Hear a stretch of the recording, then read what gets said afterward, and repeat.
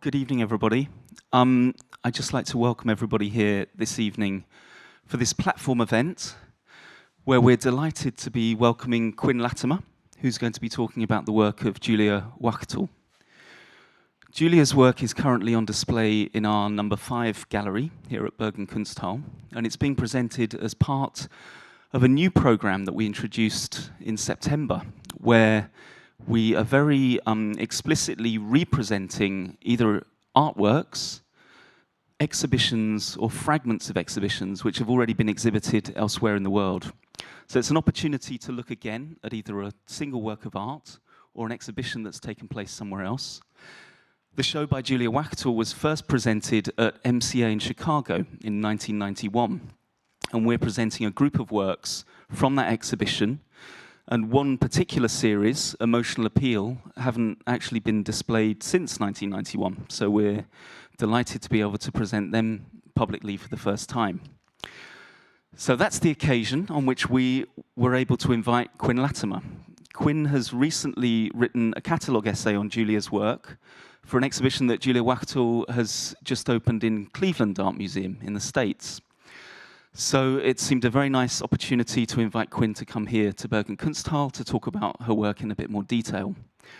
Quinn Latimer is a poet and a critic. Her recent books include Describe This Distance, which is a book on the work of Sarah Lucas, and Rumored Animals, which is a book of her own poetry. She's also part of the team that's been assembled to produce and curate the new or the next documenta, which opens in 2017, and which very excitingly is going to be split between Athens and Kassel for that particular installment of documenta. So we're delighted to have her here tonight, and so please join me in welcoming Quinn Latimer.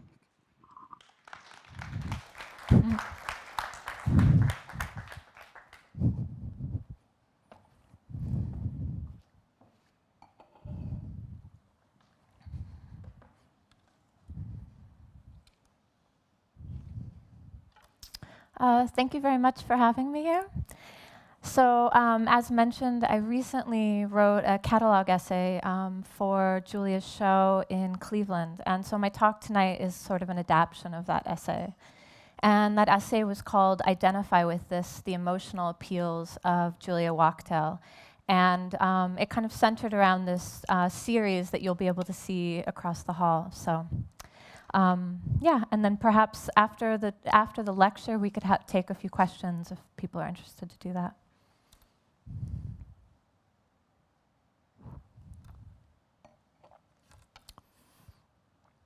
Cartoon figures often appear to be devoid of context. Their abject bodies and emotional states delineated like islands, independent of an actual socio-political order. Imagine an aerial map of some emotive, expressive archipelago of cartoon characters, so representative of certain characteristics, so lucid against the blue. We appraise it.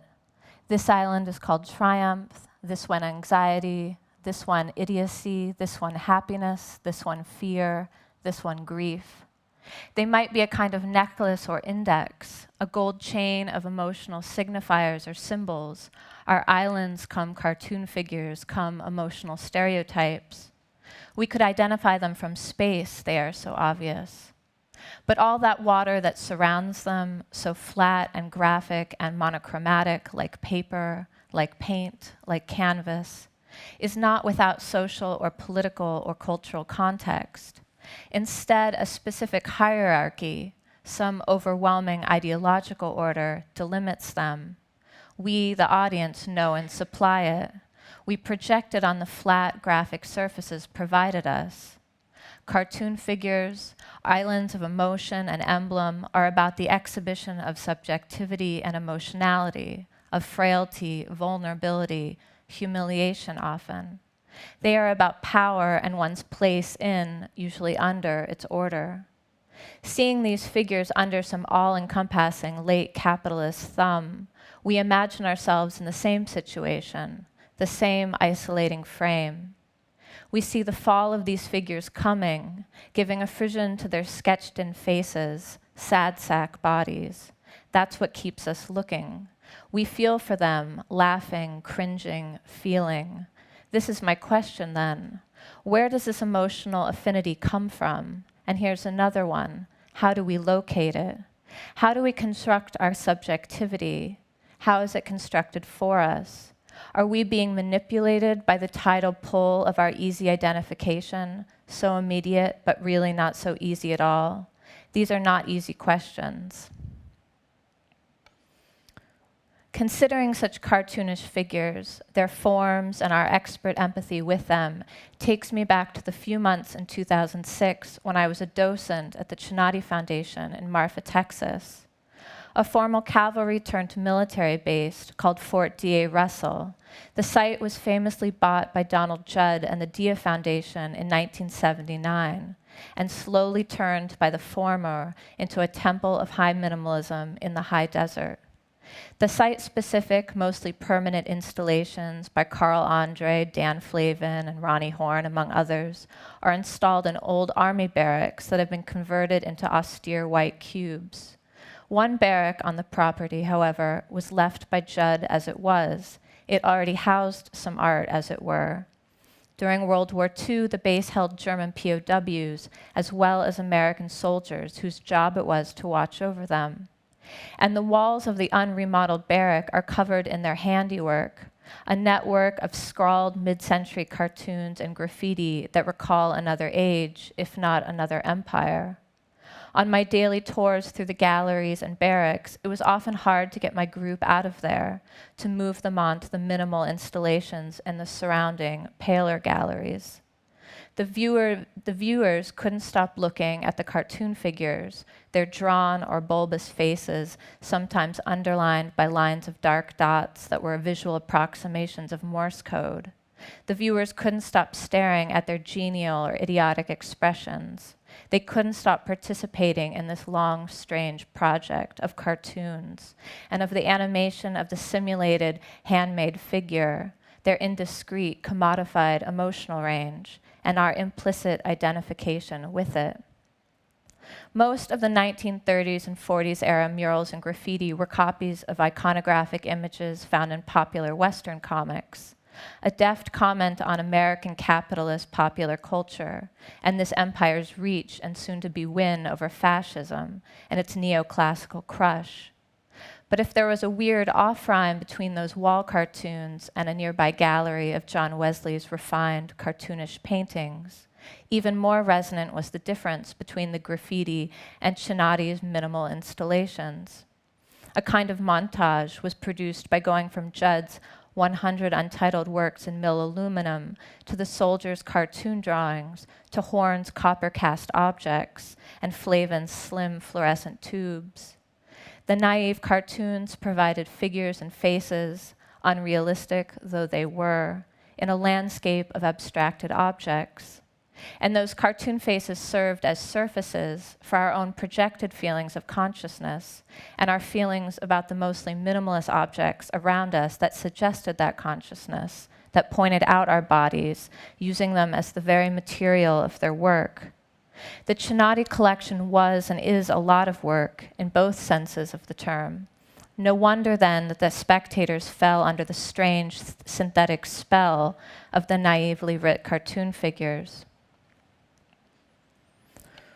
Remembering the high-low situation of those daily tours suggests to me something of artist Julia Wachtel's gripping grid tableau and singular art of appropriated imagery. For the past 35 years, the artist has employed a kind of arrested and critical montage of images culled from culture deemed high, late modernist painting and conceptual photography, and low, mass media and popular culture.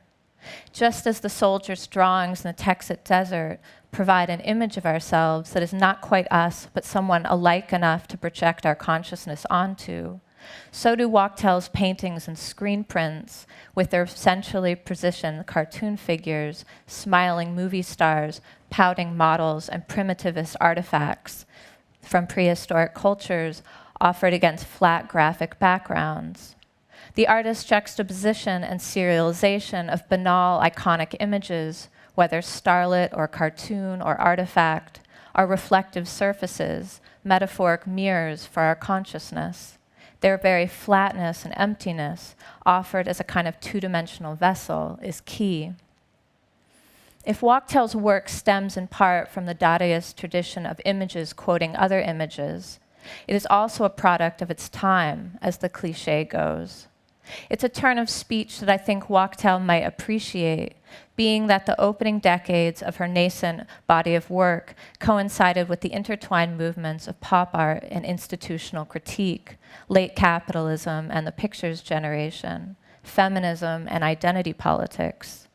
Starting in the early 1980s, Wachtel's New York-based art practice did not take up the visual vocabulary of mass media and pop culture in a vacuum. She was not working from one of those contextless metaphoric islands that I conjured earlier, though of course she was working from Manhattan. Structures of consumerism and temporality, their mutable and mutual self-interest, fed her work then as they do now. Consider, for example, Wachtel's interview with Bob Nickus in 1987. She says, quote, "One of the residual effects of the hyperstate present is the disappearance of the historical. Information is an ever-present foreground. We find ourselves before this flow of undifferentiated moments, which are presented as natural and outside history, and it is only here, through our identification with this flow, that we are meant to feel real." Close quote. That we are meant to feel real. I love that fragment, that conclusion, its strangeness. That Wachtel's observation is so prescient of our overwhelmingly digitally defined present, both of the social consumer worlds we spend our days in and the image and information economy that defines such online interaction, is indicative of the artist's larger practice. While remaining stylistically consistent over nearly the past 4 decades, like the islands I conjured earlier, you could recognize Wachtel's work from space. Her practice also continues to be astonishingly contemporary and relevant, formally, conceptually, and critically. Her situating of appropriated images and icons, now both analog and digital, within the context of late-century painting and its attendant disparate movements, among them pop figuration, geometric abstraction, the monochrome, resonates with our magpie appropriationist present, when making and taking have become 2 sides of the same artistic coin. Her use of cartoon figures, moreover, predates and finds rhyme with many young artists working today, who are also employing them as figurative stand-ins for a range of emotional, political, and art historical issues. See, for example, the work of Jordan Wolfson, Julian Cicaldi, Layla Ali, or Ellen Gallagher.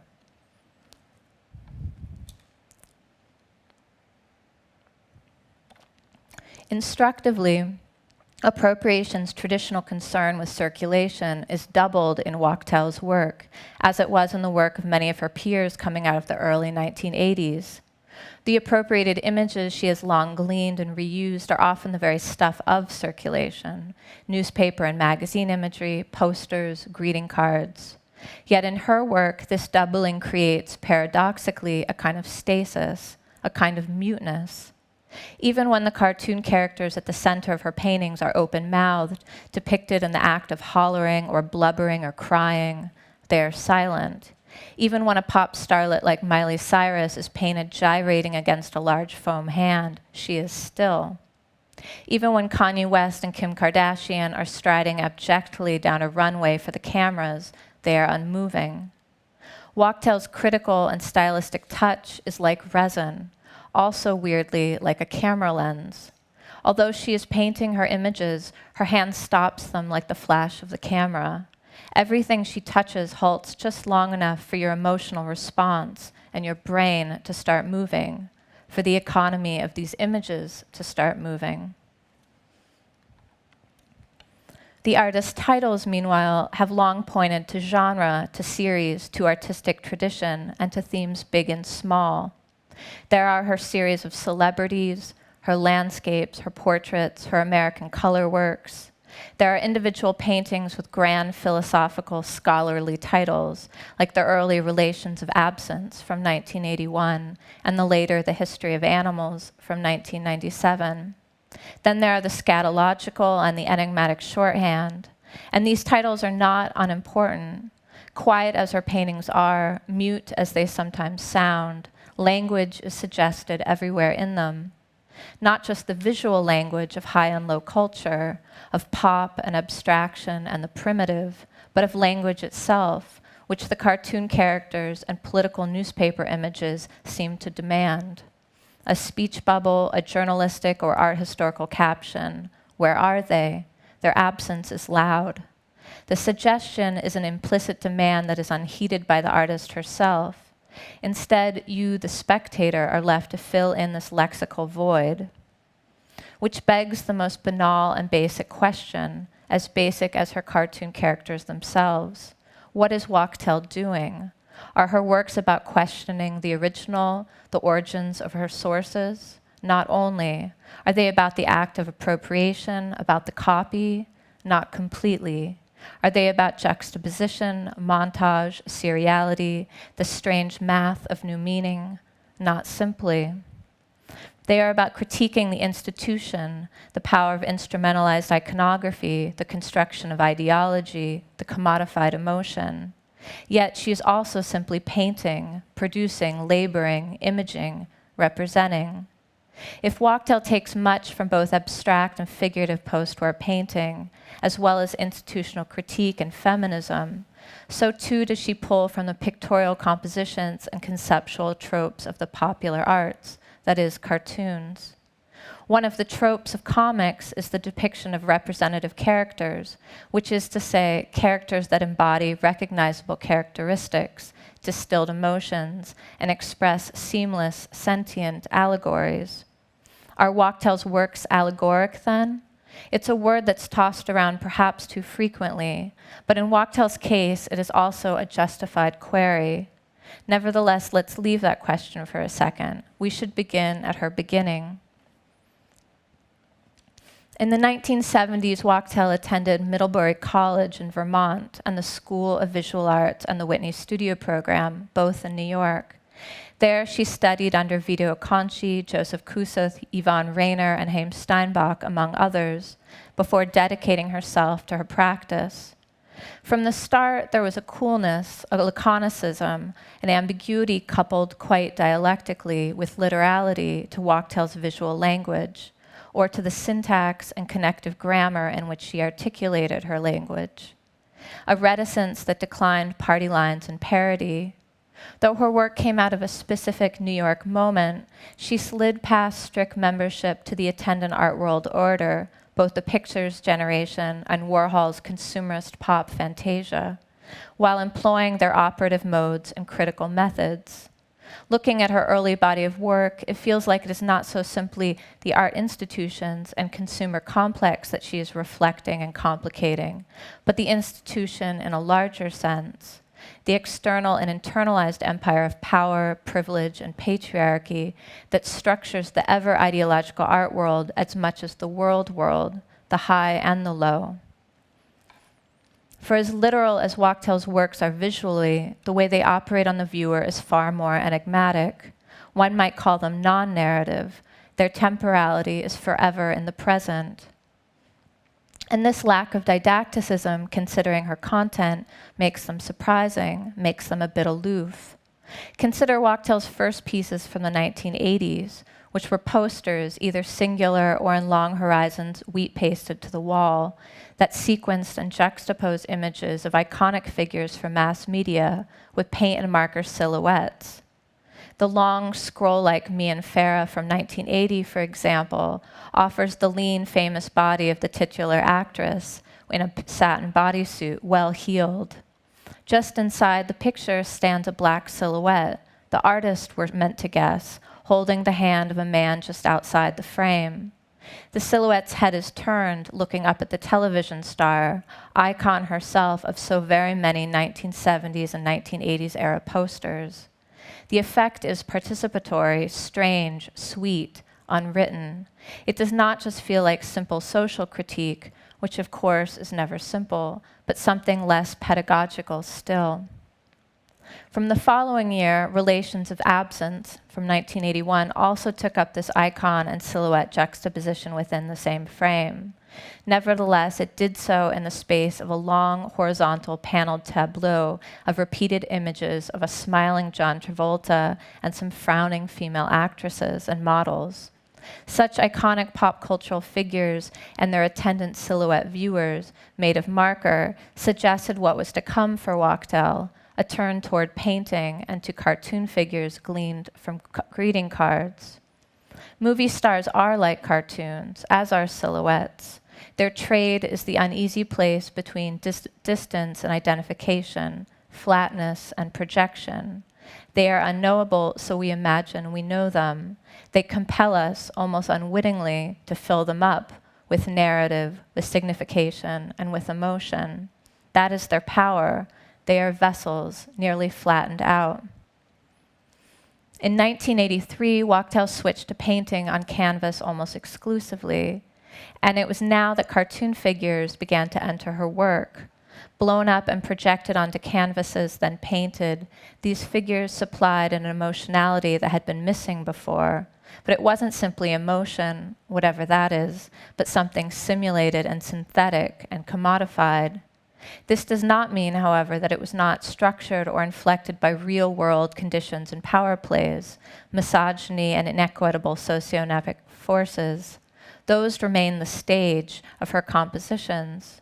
Whether her actors were real or not, their subjectivity real or not, they were still imitating the real world.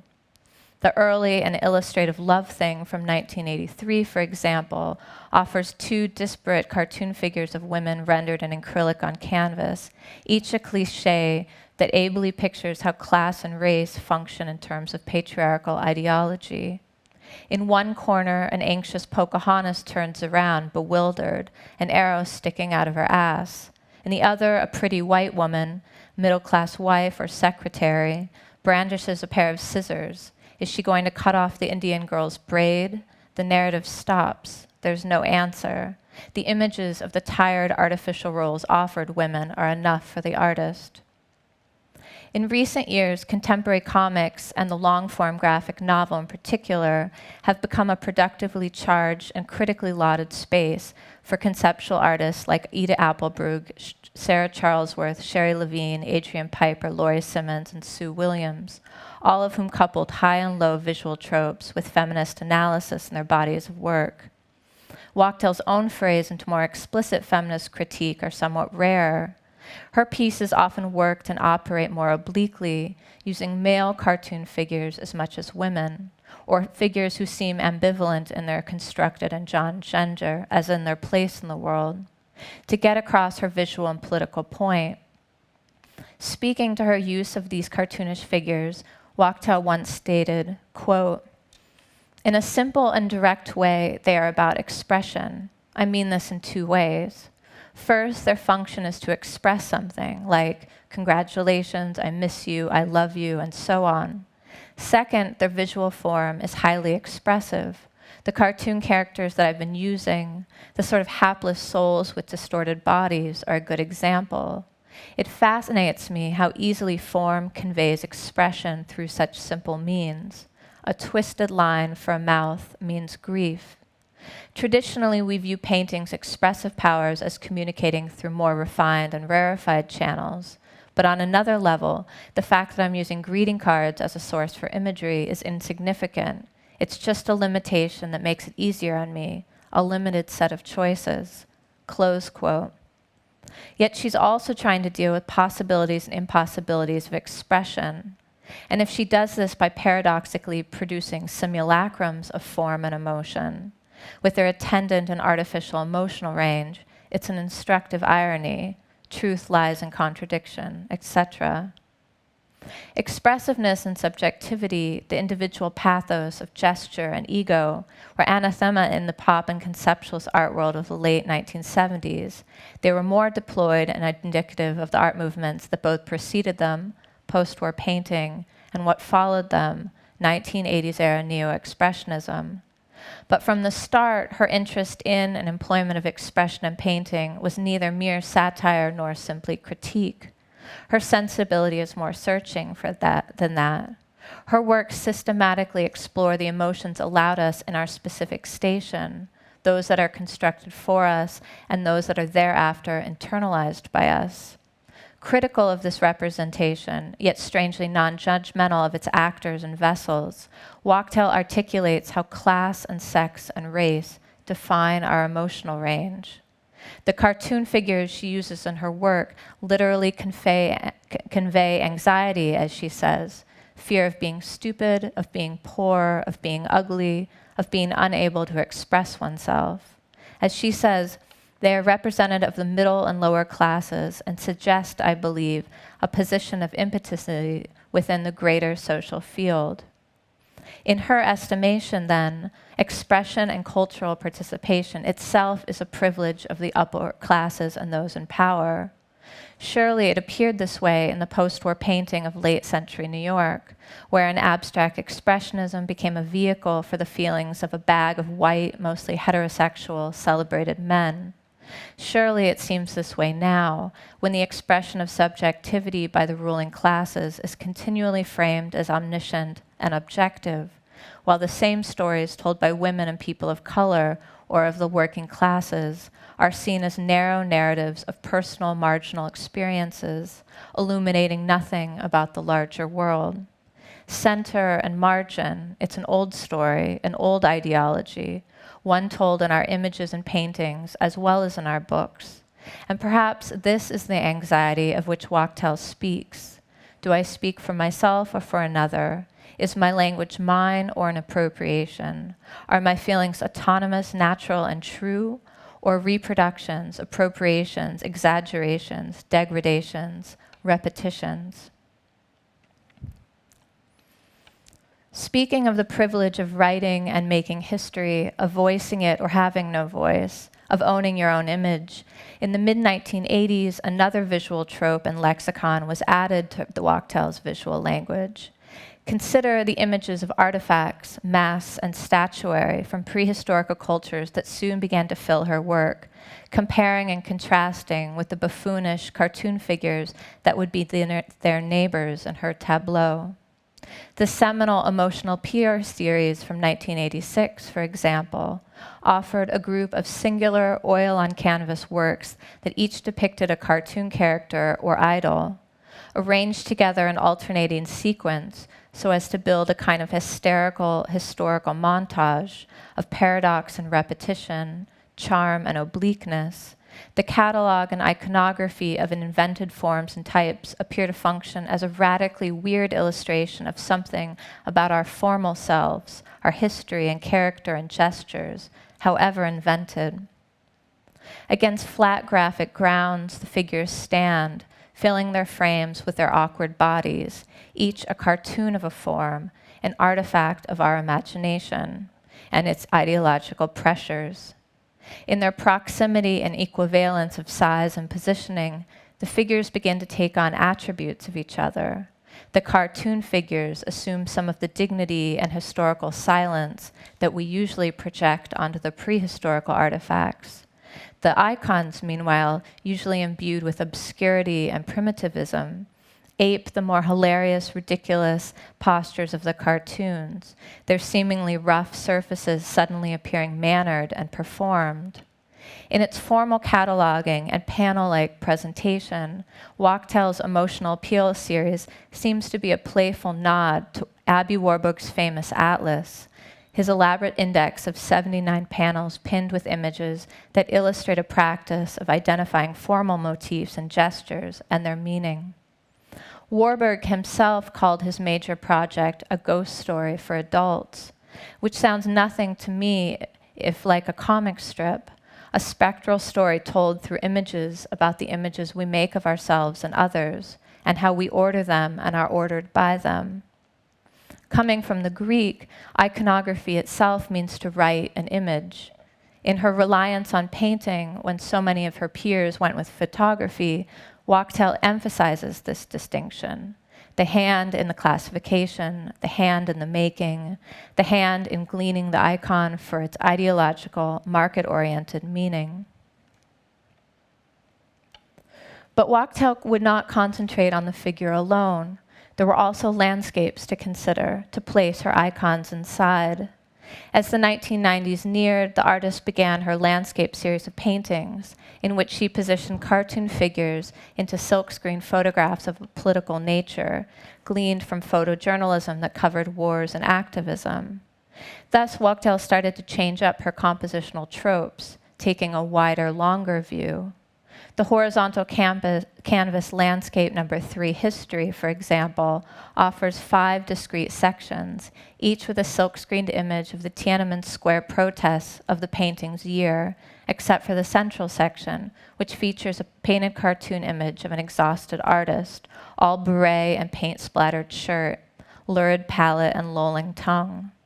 Likewise, another landscape painting, number 15, features the repeated image of an abject cartoon character seemingly come from some cartoon Appalachian or Siberian hell, bookending an appropriated newspaper image of the Chernobyl nuclear power plant, crossed by wires. The work offers an idea of what it would look like if Warhol met Disney, met environmental and political apocalypse. In other words, Wachtel connected these disparate formal and conceptual references like so many looping power lines. Over the course of the following 2 decades, Wachtel continued these series and various modes of working, with new groups of series emerging, such as the 1997 group of oil on linen paintings titled The Raw and the Painted. Here, cartoon figures are juxtaposed with scenes from art, music, and cinematic history, while graphic geometric sections of the natural colored linen are left unpainted, evoking the modernist patrician elegance of geometric abstraction. Consider the spectacularly distilled red and black detail from 1997, with its cartoonish male figure placed against red ground and posited opposite an archaic, fragmentary Grecian statue, a woman, all marble, tunic folds, and missing hands. In its graphic advertorial palette and geometric composition, its enigmatic juxtaposition, the work suggests the exemplary body of work of the late underappreciated Sarah Charlesworth, another 1980s New York conceptualist, who graphic admixtures of color monochromes and iconic images turned an exhilarating eye to our mediated cultural landscape.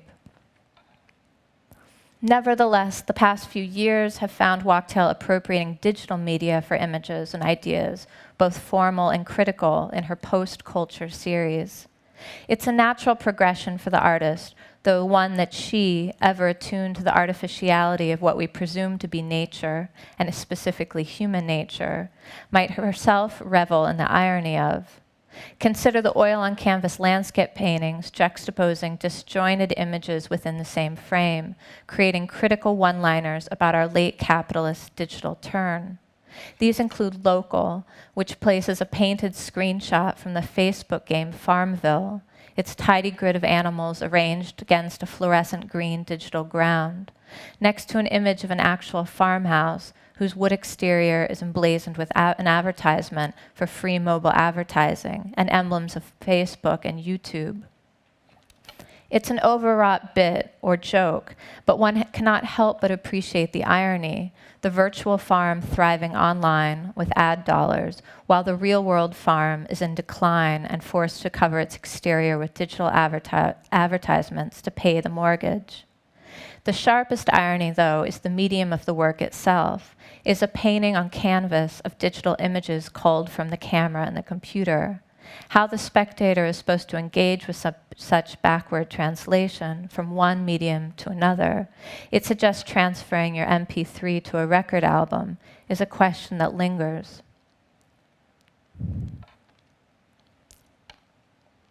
Such recent works take Wachtel's long concern with participation and demand more reserves of it. Media and the translation of medium aside, consider Spring, which offers up riding male figures on one side of the canvas, on the other a wintry scene of a Texas trailer park with snow reaching to the rafters. Given the painting's date, 2011, and its imagery, the work appears to be explicitly illustrating the so-termed Arab Spring revolutions in the Middle East and North Africa that same year. Given this, the scene's juxtaposition can only be read as a linguistic, seasonal, and political joke. Our recent incursions and now long engagement in the Middle East, and when I say ours, I mean the US, were led by a singular and singularly obsessed Texas political dynasty, the Bush administration, with an axe to grind and some oil and money to be had. Likewise, Illumination, a painting from 2011, shows a seemingly Hindi god artifact bathed in red, posited next to an obscured scene awash in the blackish green light of night vision, giving the illusion of war, its nightly incursions at empire and market ideology. Homeland, meanwhile, stays closer to home, literally. In it, a crying cartoon figure is juxtaposed with an image of a suburban home that has been foreclosed on, as a sign in its front yard reads. In the same vein, but reaching back to earlier works, BP features an aerial view of flat suburban desert sprawl traced by a network of highways and mapped with a set of familiar company signage and insignia. The fetishistic power of the icons offer themselves straightforwardly, as do the contemporary symbols of consumerist corporate power that gird the banal dystopian landscape. Each offers itself as something to be read, projected on, participated in. But to what end? Meaning and easy signification escape. In a recent issue of Art Forum devoted to comics and the intersection of the popular art form and contemporary art, the art historian Martha Buskirk added an interesting coda to Douglas Crimp's decisive 1977 exhibition Pictures and its accompanying textual treatise. As Buskirk notes, quote, "Implicit in the phrase taking pictures is the double possibility of image capture and subsequent appropriation. Tumblr, Pinterest, Facebook, and Twitter all have business models based on ceaseless recirculation of user-generated or appropriated content in the context of services that are ostensibly free but intent on monetizing content." She adds, "One of the interesting and ironic aspects of these developments is that many of the tactics of image production and compilation that are now integral to our internet life, as well as the internet economy, reflect the protocols of conceptualism and pictures generation appropriation, both of which were understood, at least in their initial phases, as mounting critiques of commodification. Another irony that I found is that her language as well reflects the lexical protocols of that same generation she cites. Consider Crimp's own words about his seminal exhibition. Quote, "I chose the word pictures," he says, "in an attempt to convey not only the most salient aspect of the work, but also important ambiguities of it. Picture is also nonspecific. A picture book might be a book of photographs or drawings. A film is sometimes called a picture show or a moving picture. And in common parlance, a painting, drawing, or print is often simply a picture. Equally important on a more theoretical level, though, is that picture in its verb form can refer to a mental process as well as to the production of an aesthetic object." He then adds, "In all of its usages, of course, picture carries the notion of representation, of copy. Implicit in the concept picture is that it is a picture of. Yet in modern culture, the relationship of the picture to what is pictured has been obscured. Because the relationship of a mechanically or electronically produced picture to what is pictured is unquestioned, it has been supplanted by an infinitude of indistinguishable copies, and the notion of an original is lost. We are left, therefore, with the picture itself."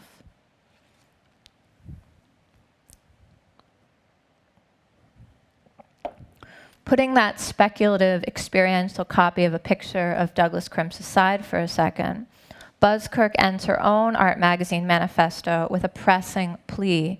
She writes, "As digitized representations of the world become ever more encompassing, and a social exchange is engineered by corporate interests, it is increasingly urgent that we assert our rights in the virtual commons." Close quote.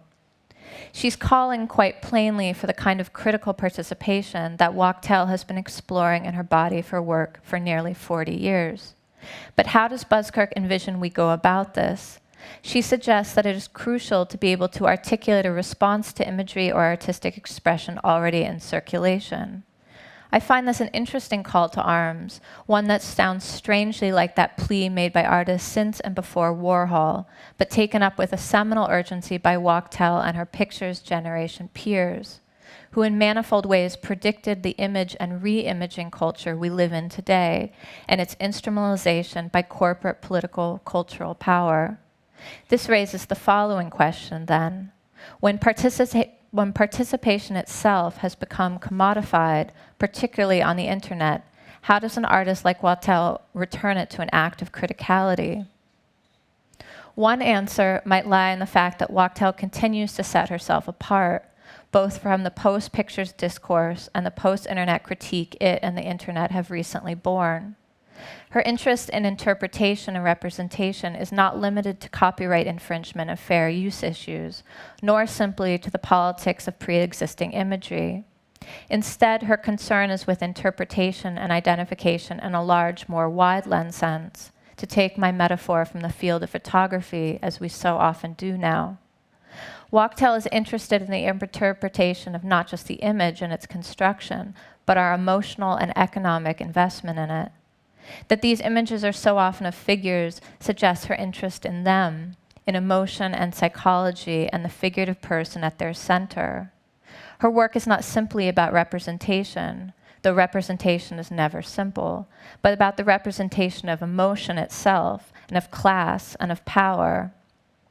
And it's here that the ethical tenor of her work is most finely tuned. I realize that it's easy to talk about Wachtel's works like they were reproducible images, but they're not. They're most often paintings. And as much as the artist pulls her figurative and conceptual content from popular media, she also appropriates her formal decisions and attendant meaning from the history of 20th century abstract painting. It's everywhere in her work.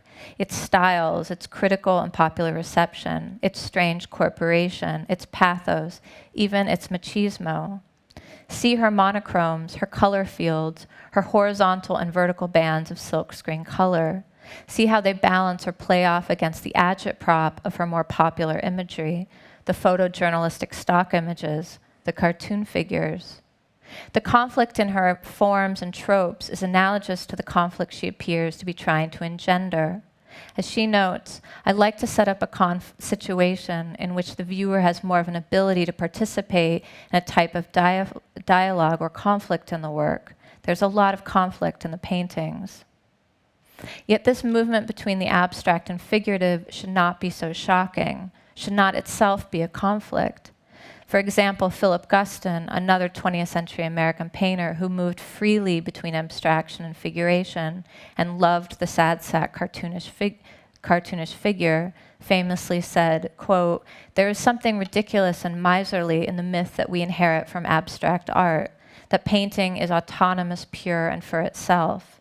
Therefore, we habitually analyze its ingredients. But painting is impure. It's the adjustment of impurities which forces its continuity. We are image makers and image written. There is no wiggly or straight lines." Quote,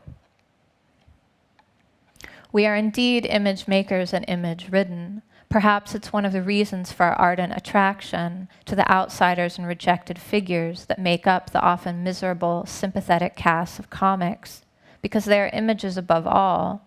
But there's also this.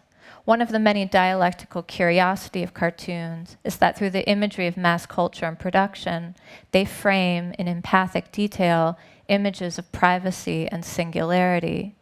Comics often honor the singular figure, the outsider, either depicted alone within the tight confines of the comic or page's frame, or emotionally and existentially alone. See Charlie Brown in tremulous solitude inside his melancholy frames. Skillfully, Wachtel also explores this cartoon trope of isolation and her equally isolated figures, offered once or serialized in her tableau, but in either case, adrift, abandoned, alone, marginal, and thus tantalizingly within reach of our identification. The poet Dean Young writes, quote, "I could see into the life of things that systems seek only to reproduce the conditions of their own reproduction. If I had to pick between shadows and essences, I'd pick shadows. They're better dancers. They always sing their telegrams. Close quote. Thus, I've come to my last question, which are these. In tracing the systems of late capitalist image ideology for the past 35 years, how has Wachtel affected the systems she appropriates and chronicles and reproduces? How has she appealed them? If representation is a kind of reproduction, representation is also a representation. In her visual discussions of the economy of emotion, its buyers and sellers, Wachtel reminds us of all we know, all we've learned, all we've imaged, and all we've bought. We understand her visual tropes. We often project and enact them. Her able representation framing loosen them from the natural order, reminding us that they are constructed from an order, not nature, and constructed to keep that order in power. Her non-issue with medium, making paintings about images, making images about paintings, etc., allows her spectators to participate in the production of something else, the imaginative or ideological work that is the short form of the artificial figure, its image and simulated motion, its cost. Wachtel once said, quote, "I'm concerned with the way our unconscious and emotive experiences become shorthand and cataloged into forms, which then produce specific responses, like when you watch something on TV and it's very corny and ridiculous, but you still smile at the appropriate moments almost against your will." Our emotional range is crisscrossed with tracks triggered by synthetic bodies that sell these sentiments back to ourselves, happy, sad, etc. Still, they're landscapes both. See the figures and forms that populate them. See how they emote, relate, do not relate. Wachtel placed them there.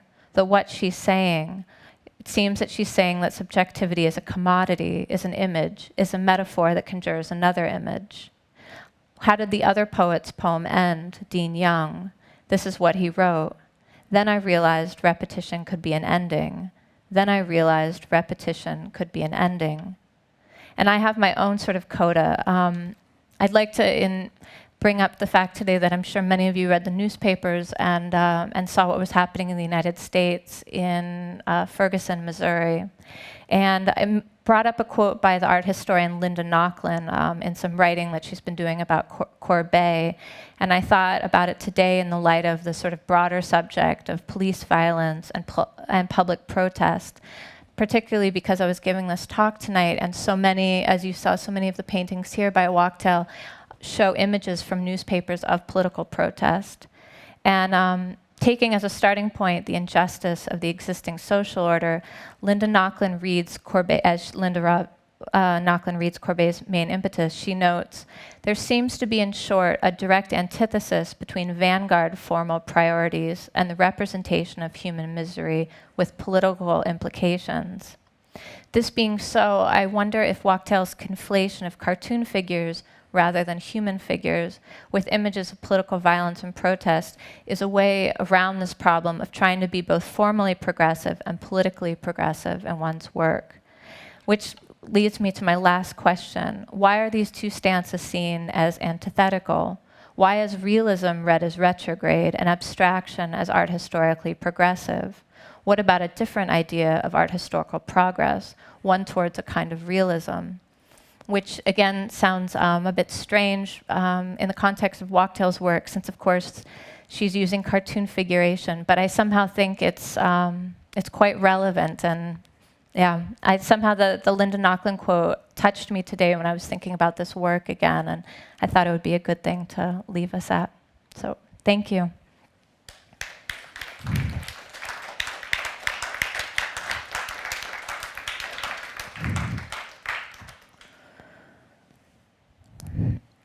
Thank you very much, Quinn. Yes, of course. And I think we can open for questions.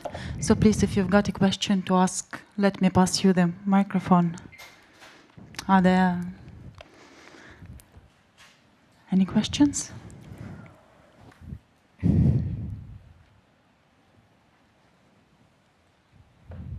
was a bit of a long talk, I understand. Everyone's a bit tired. Or anybody? Yeah, everybody just seemed to be Yeah, happy. It's okay.